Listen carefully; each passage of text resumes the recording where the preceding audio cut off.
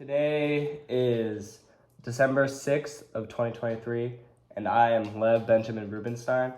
This is a conversation I'm having with Sharon Marie Rubenstein, who is my Bubbie. Thank you, Bubbie, for taking part in this with me today. It's my pleasure. Thank you for asking me. Let's start with having you share your full name. Sharon Marie Rubenstein. I'm called Sherry, Yeah. but by my grandkids, I'm called Bubbie. Okay. Why did your parents select this name for you? Very interesting. I'm not sure why, but I think my parents thought that all of us had a middle name that was Spanish, and we're not Spanish, so I don't know why. I thought you were Italian. Well, it turns out I'm Italian, but nobody else is Italian in the Am I family. Italian? You're Italian because I passed that blood to you, but I think they thought Marie was Spanish, and it's actually French. So. Where were you born? I was born in Tacoma, Washington, actually during World War II. During World War II? During World War II. Wait, where's Tacoma, Washington? Well, Tacoma is right on the ocean, and it has a naval base there. It has shipyards there, and during the war, my parents came out from Texas to work in the shipyards. My dad was a welder.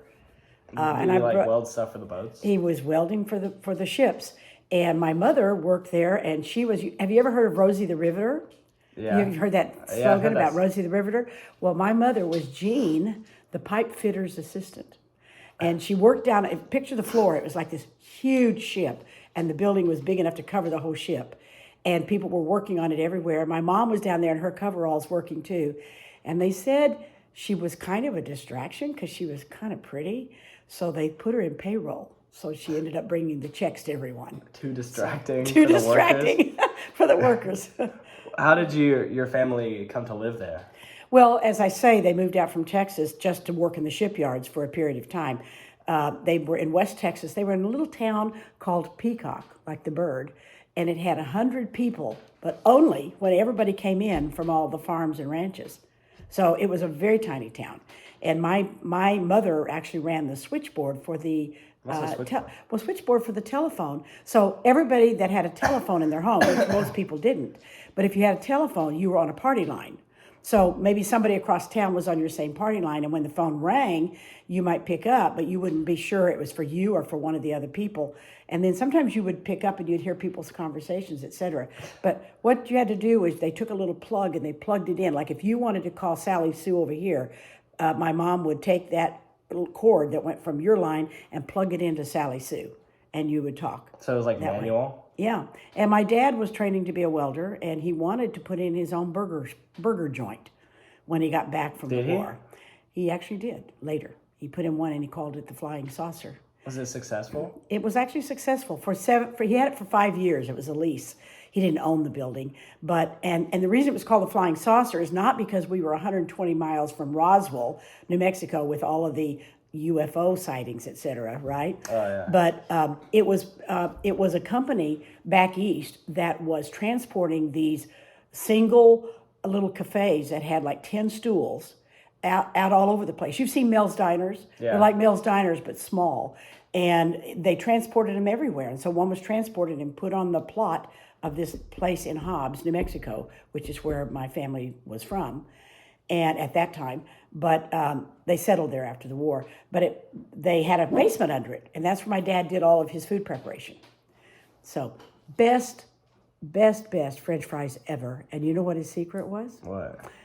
He would put them through a big press. It was big, long potatoes, and he would put them through a press, and you'd pull down. I got to pull down on it sometimes, and the potatoes would come out really long, and he would immediately put them into ice water, and that was, wow. And then he would take them upstairs to where he was going to fry them, and he had the typical fry places, the baskets, and he would take them straight from that and put them in, and they were amazing. I mean, people came for two things. They came for his fries. Well, they came for more. But they also came for his steaks. He was famous for his steaks. Nowadays, they don't really sell steaks at like that kind of joint. Yeah. Well, the interesting thing was this was oil country. New Mexico is oil country. So is Texas. So there were people called oil scouts that would come to our town. And they were scouting for a new place to drill. okay? And they all got the word about the flying saucer. So they would wait. You could not, we had a drive-up section that my sisters got to work at where you could drive up and order your food and eat in your car. But they would not serve steaks out there.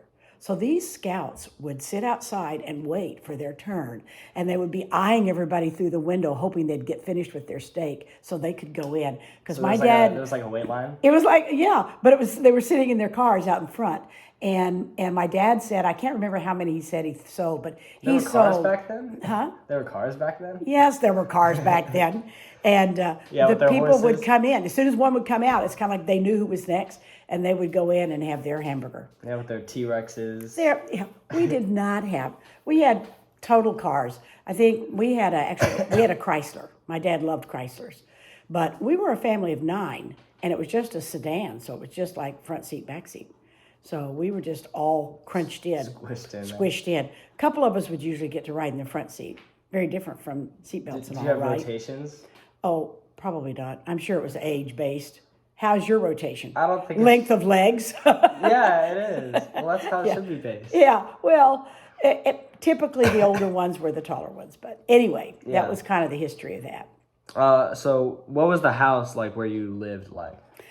Well, the one that I remember, when we first moved back from Washington, my parents stopped in Hobbs to visit family, and they decided to stay and not go back to Texas. But the first place we lived was a place called the Stiles Ranch. It was a little small ranch house out on it's like a plateau, but it was just kind of not very many trees or anything, but they lived there for a while, and I have pictures of us when we were there.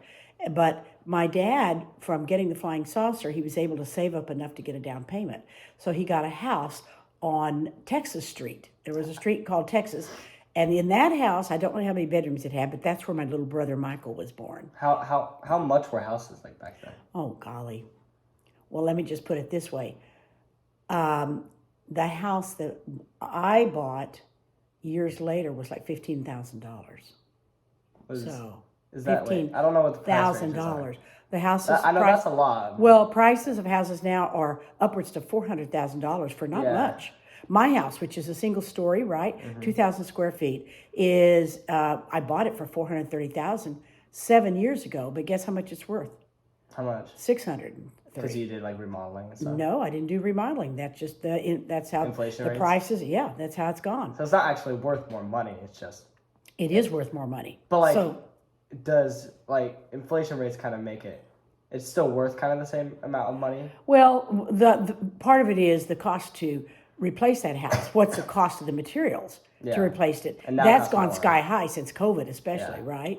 So that's part of why it's much more expensive. But if I sold it, you know what equity means, right? When you have equity in a house, it's how much value you have in it. When I moved into that house, I brought $100,000 from the other house, so I have $100,000 equity. But now, essentially, I have $300,000 equity. How much down payment did you put on the house that you lived in? I'm not remembering how much, but you want to know how I got the house? How? It was what's called a bidding war because everybody wanted. It's a single-story house in a big neighborhood. With Grandpa Martin and Susan. Did they have a bidding war for the house that they? Yeah, because they were like trying to build like a freeway. Well, that. Mine wasn't because of that. Mine was because I have the smallest house in a development. So most of the homes around me are twice the size of mine. So mine is very valuable. Buy a smaller home in a big development because its market value is better. And so that's what I did. And so I offered them $5,000 more than what they wanted. And I wrote them a letter and I told them about every feature of the house and what I loved about it and how it was going to be fun for me and my grandkids. And they wrote me a letter back and said that's why they sold it to me. They had people bid more. Wait, was it that house that you live in now? The one I'm living in now. I've been there 7 years. So how old were you? I was 6. 7 minus, yeah. Well, you're essentially 14. You're going to be 14 in 2 weeks, right? Yeah, it doesn't say in the introduction that we're supposed to say our age and stuff. But let's just go ahead and say our birthdays. Yeah, go ahead and say your birthday. December 22nd, 2009. And I'm March 25th, 1944. 1844, wow. Not 1844, 1944. Okay. Yeah, 179 years old. Oh, okay, let's see. It's amazing I'm walking around. But you know, I do believe historically in the Bible that Methuselah lived, 969 years? I believe that. You probably look the same as you right now. Probably, yeah. What was your earliest childhood memory? Memory, it's of being, what I thought was being attacked by a dog. What dog? You tend to remember traumatic things, but I think I remembered it versus my parents just telling me about it. But I was about 5, and in our backyard on Texas Street, there was, out in the middle of the yard, there was a faucet sticking up that you could put hoses in and water the yard, but had all this grass growing around it, and bees loved it, and wasps. So I was walking toward it evidently, and I don't even think I was paying attention to the bees because I think it was mint growing around it, and there was a German Shepherd dog that wasn't our dog, and I don't know why he was in our backyard. Sure. But I was walking toward it, and the next thing I knew, he was grabbing me by my dress. I was very little. How old do you think? I was. How old was the dog? No, how old were you? I was 5. You're like Ava's age. Yeah, Ava's age. She's going to turn 5 today. Yeah, She's turning I 5 think it's today, like afternoon. December the 6th. You're right. He pulled my dress, and I think it kind of tore my dress. And then I was scared of German Shepherds, but it only occurred to me later, much later, he was trying to save me from the bees. Oh, that's nice. Isn't that cool? Yeah. So that's when kind of you're little, you don't really rationalize like that. No, and I You're think just I thought like, about oh, it no, later. Someone's hurting me. Ow. And he didn't bite me. He didn't attack me. He hurt something you liked. Yeah. Which was your dream. Well, but I didn't know that at the time. I thought I was in danger. So interesting. Yeah. What kind of games did you play growing up? Well, obviously, we didn't have computers. We didn't get a video TV games? until I was 12.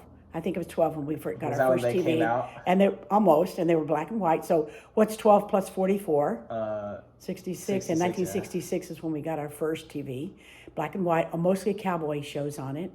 And but in terms of games, awesome, right? Yeah, we had a jungle gym out in the backyard. Yeah, but I bet like TVs back then were not as engaging as TVs right now. Well, actually, they were because they? it was novel. It's like anytime you've received a new piece of equipment, like your anything, aren't you just like enthralled with it from the very beginning? That's the same way in fact, my friend Mary Lou wanted to go out and play all the time. And I said, wait a minute, I want to watch the show. Yeah, they got a new commercial. And she had had a TV for several years.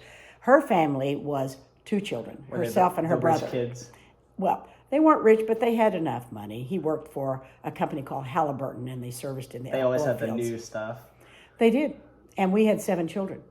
Yeah, So, well, you guys got the new stuff later. yeah. You know, when you asked me about my house, the actual house I grew up in was a 2-bedroom house for a family of 9 with 1 bathroom.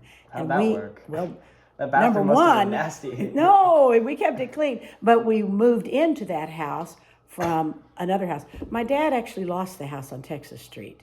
He was a gambler, and he played cards with friends and people, and he lost the papers. He lost our home. I bet he was playing 13. No, don't think he was playing 13. He was playing poker. Yeah. But at any rate, but that house, it was a challenge. Blackjack? 5 girls lived in that house. Can you imagine 5 teenage girls That'd be all the fighting worst. for the bathroom? What do you think happened to my little brother Michael on his bid for the bathroom? He died. No, just like to go to the getting bathroom. overwhelmed. We lived in a development, but right behind us was a big orchard. And he would literally go out to that orchard to take care of small bathroom business. Yeah, that seems fair enough. I don't think he thought it was fair, but I mean, anyway. it's not like it's not that bad. It's super easy for us. Well, you have 3 bathrooms. Yeah. So like, yeah, we don't have to go outside in the backyard. You don't, yeah. And you have to share a bedroom with 1 brother. Boo-hoo. I shared with five girls. We all shared with 2 beds. Slightly bigger than your bedroom, but it was 2 beds. Yeah. My little brother slept on the couch. My big brother was already in the Marine Corps at that point. Wait, who's your big brother? My big brother is Dwayne. He's Is he still? he is alive. He's 88 years old. Did we see him at the family reunion? He did not come this year. No. He did not come to New Mexico to the reunion. Wait, who did come? My sister Carol came, who is the oldest girl, and my younger sister Linda Kay came, and her husband Bill, and my sister Elaine did not come, and my brother Michael came with his wife Retha. Wait, who's Elaine? Elaine I is know an Elaine. okay. Well, there is a friend I have who's Elaine, but you know all those pictures in my house that are art. Yeah. Those were done by my sister Elaine. Oh wait, don't we? In fact, yes, you have a piece of art from It's her. over there. It's this one. It used to be right there It's behind right the tree. there, right? Yeah. Yeah, you have a piece of her art. Let's see. Who were your friends when you were growing up? Well, my best friend from what you would call middle school, but we called junior high. It was 7th, 8th, and 9th grade. So 9th grade wasn't in high school. But I met Mary Lou, I think, in choir. And her name was really Mary Lorraine, but everybody called her Mary Lou. And it's like there's a song called Mary Lou has a new pair of shoes. Do-do-do-do. Yeah. You don't know that song, I'm sure. I don't. But Mary Lou, I know Mary Lou is like a popular I just name. talked to her on the phone about a week ago, but I hadn't talked to her in maybe 20 years. She's still alive? She's still alive. Do you know we yeah, both became English teachers, interestingly enough. Huh. And she married a guy who became a Spanish teacher, and he also became a principal of a school. And then, of course, your grandpa also was a teacher. Yeah. And your dad is a teacher. So what's the difference? Mary Lou and Bubbie? Well, Same person. I always envied her because they did have more resources than we did. The rich kids on the They were block. kind of like, I got to go on vacation with them one year to Colorado to camp out. It was like heaven.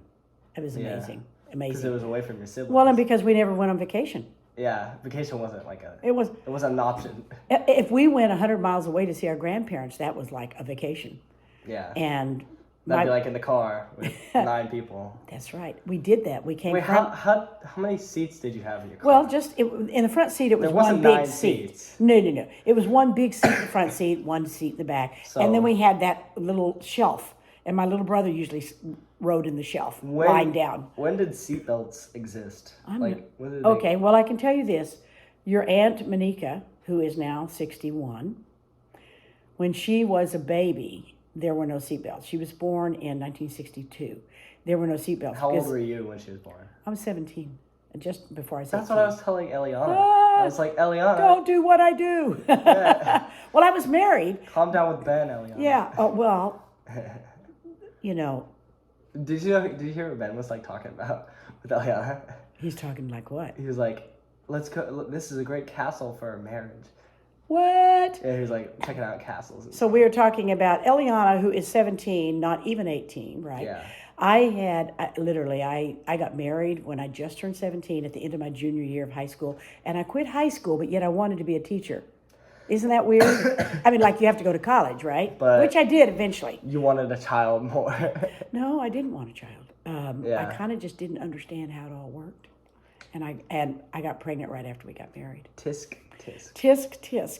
'Tis a cautionary tale. Yeah. Let's see. Did you receive an allowance? Oh, no, we didn't. Yeah. We had a job jar, and what we had was every week we cleaned the house completely. We all had jobs to do, and my mom would put in a jar a task that needed to be done, like dust the living room or vacuum the carpets or What'd you get whatever. for that? Well, we didn't really get. Nothing?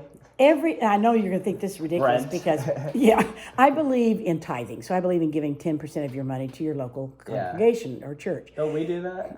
Well, I can't divulge that because I happen to be a financial officer and I can't tell that. But you can ask your parents if they believe that. I'm pretty sure they do. They talk about it in the open. Well, then they do. But what we did when we were kids, our parents didn't go with us to church. I was raised as a Baptist. They didn't go with us, but they would give us a little bit of change. What's a Baptist? I'll explain in a minute. They gave us a little bit of change to put in the offering when it went around. So we would put a few quarters or something in. But guess what we did when I was a teenager? You snag some quarters out? No, I didn't snag anybody else's coins, but I didn't put mine in, and then we would go have ice cream later. I bet you would, yeah. Yeah. Wait, how'd your parents not realize? Didn't you just tithe your money? Well, they don't. Well, it wouldn't have been a tithe anyway. It would have been just an offering. Didn't you just offer your money? How'd you get ice cream? And my parents just gave us money for things. Yeah. They gave us money for things. But what the most fun thing about getting money was my dad's job. He worked as an accountant at that point. He had sold the business of the burger place, the Flying Saucer. Yeah. And he worked as an accountant for a wholesale company. So he kept all their books. He kept all their stuff. Is the Flying Saucer still there? I'm not remembering. The last time I was there, I don't remember if it was sitting on that corner. Yeah. But it was a key location. I suspect it's not there anymore. There's probably something in its place. Yeah. But I was going to tell you about my dad's, what he would do. At the end of the year, at Christmas time, he would get a bonus. And he would line his kids up all in order. And he would go down the line and give us part of his bonus. And literally, it would be like a quarter. I'm not kidding. Because, okay, well, let me give you a perspective. Do you know what it costs to get into the movies? Take a guess. What does it cost now? What does it cost now? It's like $11. Yeah, on a good day. On a Tuesday, you can go for $5.75 or something. But it cost 15 cents to get into the theater, and you could stay and watch the movie, the cartoon, the newsreels, and you could stay all day if you wanted to and watch them over and over again. Screens? Yeah, it was big screens, and you could watch it all over and over. So I would pay my 15 cents. We got to go to the movies once a week. Actually, we got to go to the movies twice a week. Ooh. On Saturday, if we cleaned house in the morning, we got to go to the movies in the afternoon, or Mother took us to the library, and we all checked out books, and we'd turn our books back in, and she would take a lunch with us, and we would sit out under this big tree at the library and start our new books and eat our peanut butter and jelly sandwiches and drink tea, because Mom would take us a picnic. Yeah. We either did that or we got to go to the movies that day. So guess what was the bribe for Sunday for us to go to the movies in the afternoon? What do you think we had to do in the morning? Chores? No, I had to go to church. Oh. But our parents didn't go. That's weird. But we had to go. I know. But I think they hoped it would stick. Obviously, it stuck with me, right? So your parents wanted you to have a better future than they got? I'm not sure if it's a better future than they had, but it was. They just wanted you They to go to wanted church. us to understand who God was. Because they believed in God? Yes, they did. My father came from a long line of ministers, actually. And he really loved God and read his Bible all the time. My mom's family, they were horse people. The biggest thing to them is you must keep horses in the family at all times. They still do. And they train their children to ride. You have horses, right? Well, and I had horses because we had 3 horses. But we kept, in our family, the tradition is, and my cousins still, that live in Texas, all own horses, and they all train their children to ride and their grandchildren to ride. It's just kind of been a survival thing. But my mother's family, remember, is half. My mother's father was half Cherokee, and the other half was German, we think, but from Germany. And then her mother was part Choctaw, and their literal work was cowboys. My grandfather worked as a cowboy. What do you do as a cowboy? Well, you wrestle the cows. I don't mean you wrestle with them, but you make sure the cows get to their water and get to food to eat, and you eat them and you sell them to others to eat. And delicious. when was the last time you had a hamburger? Which is, we need to go get a hamburger very soon now. Yeah, what time is it? Well, it's really close to time, and today is Ava, your little sister's birthday, and we are meeting your parents at In-N-Out Burger. Let me just find like a really deep question. A deep question to end on. Ooh, here we go. This is the deepest. All right. What is the one thing you most want people to remember about you? That I love God. That I love God. And that I know that the life here we have is temporal and the real life is in heaven. And I believe that there is heaven, and I believe it depends on whether or not you believed in that the Messiah has already come, that Jesus has already come. He will be coming again. And that's the faith. But at the same time, I want them to know that I was kind to people, because that was your legacy of your grandfather. He was always kind. Yeah. And I want to be considered kind. I'm not always kind. Right? Yeah. But that to me is the most important thing. I don't care about the degrees. I don't care about how many years I taught school, even though I love teaching the kids and I wanted to have an impact on their lives. But to me, the most important thing to me is my family, my grandchildren, and their children, and I want people to know that my love for God spilled out. Yeah, because at the end of the day, like, this is only like just a little bit of our eternal souls. This is it. Yeah, a little bit. And these bodies that we worry about so much are a vehicle. It's like a car. We take care of it, but it's not what we're going to have in eternity. We're going to have glorified bodies. There will be no sickness. You will have a full heart. I will have bronchitis. You won't have bronchitis. No. And I won't have diabetes, right? Yep. Or scoliosis. I don't know, what will you look like in heaven? Like, all I can picture is, and kind of from what descriptions people have, we've read a lot of stories of people who've kind of had near-death experiences, but basically one of them met a little 5-year-old, he met a man who was his grandfather, but he looked like he was when he was probably 30. But could he tell? He knew. He knew in his spirit. He knew it was his grandfather, and his grandfather greeted him by name. And when he tried to describe it to his parents, they said, "Well, wait a minute. This is Grandpa," and showed him an older picture from before he died, and said, "No." And then he saw a picture of Grandpa being young. So it's like is that Grandpa in your prime of your life? Precisely. What was your prime? Now. I have a lot more wisdom than I used to have. I make fewer dumb, stupid mistakes, but I haven't totally arrived. But to me, my prime was probably about roughly 30. And that was kind of when I met your grandpa, when I was 29. Yeah. And I was in my prime, but I was kind of full of myself instead of full of the Lord. So. Yeah. And that's a good note to end on. All right.